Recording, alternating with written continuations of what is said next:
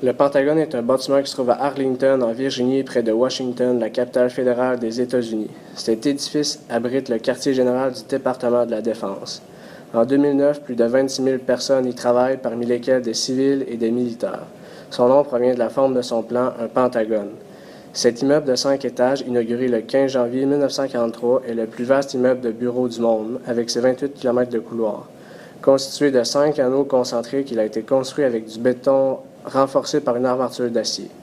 Avant la construction du bâtiment, le département de la guerre des États-Unis occupait plusieurs immeubles dans Washington construits pendant la Première Guerre mondiale. La construction du Pentagone commença le 11 septembre 1941 sur le site de l'ancien aérodrome municipal de Washington, le Hoover Field, et du parc d'attractions voisin. Son architecte est le Norvégien Georg Bergstrom. Opérationnel en 1943, il devint un des symboles de la puissance militaire américaine. Chacune des ailes du Pentagone abrite le commandement de l'une des composantes de l'armée américaine: l'armée, la marine, les forces de l'air, la Marine Corps et la garde côtière. La Maison-Blanche est la résidence officielle et le bureau du président des États-Unis. Elle se situe au 1600 Pennsylvania Avenue Northwest à Washington. Ce bâtiment en grès d'Acacia Creek est peint en blanc, construit entre 1792 et 1800, s'inspire du style géorgien.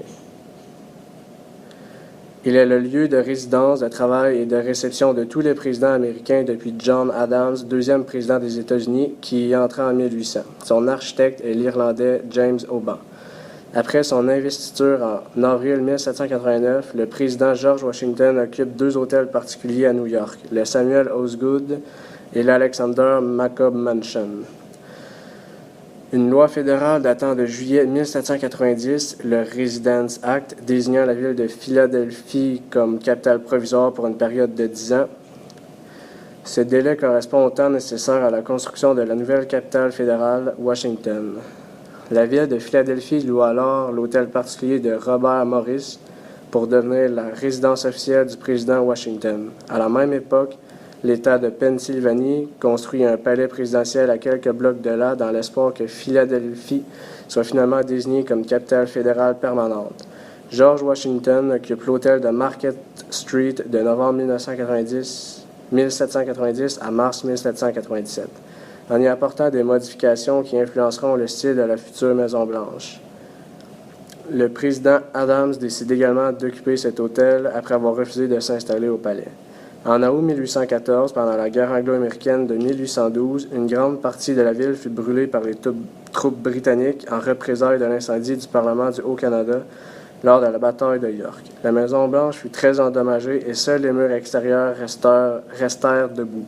Cependant, il fallut les abattre car le feu les avait énormément affaiblis.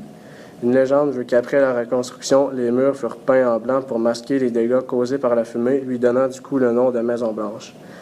La Maison-Blanche fut la cible d'attaque le 16 août 1841 quand le président de l'époque, John Tyler, opposa son veto à un projet de loi concernant l'établissement de la deuxième banque des États-Unis. Le rassemblement devant la Maison-Blanche de membres du Parti libéral en colère tourna à l'émeute. Celle-ci est à ce jour la plus violente démonstration de force étant jamais déroulée devant la Maison-Blanche de toute l'histoire des États-Unis. Depuis John Adams, premier président à occuper la Maison-Blanche en 1800, tous les présidents, à l'exception de Chester Alan Arthur, ont eu des animaux avec eux à la Maison-Blanche. Theodore Roosevelt était probablement celui qui en eut le plus: ours, lézards, cochons, blaireaux, poules, perroquets, cochons d'Inde et une multitude de chiens et chats. William Howard Taft avait une vache nommée Pauline qui lui fournit du lait durant tout son mandat. Les films Assaut sur la Maison-Blanche, Le Majordome et La chute de la Maison-Blanche ont un lien avec la Maison-Blanche.